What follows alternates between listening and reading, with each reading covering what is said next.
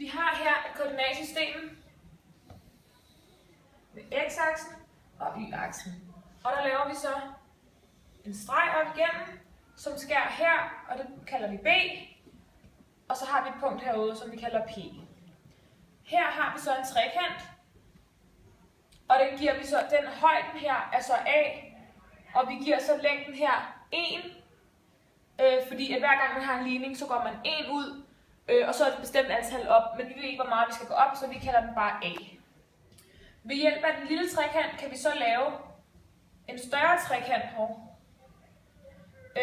Og den giver så værdien fra x-aksen og y-aksen, som vi kan se her og her.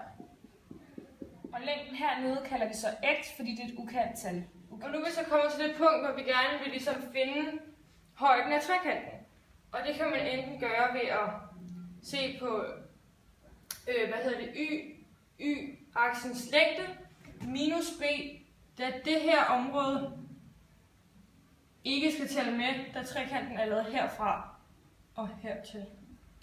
Det vil sige y minus b. En anden måde, man kan måle længden på, det er at gange a med x, fordi at der er identiske vinkler på en lille trekant og stor trekant, og længden, som vi kan se, er x. Det vil sige, at den her måde at regne længden eller højden på er det samme som den her måde, og det vil sige, at man kan skrive det sådan her.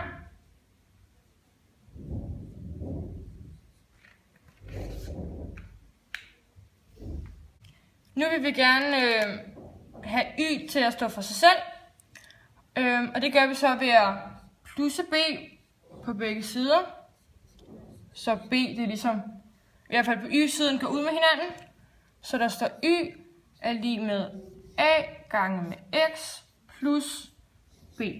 Og det er så den her funktion, vi skal bruge til at finde trekanten.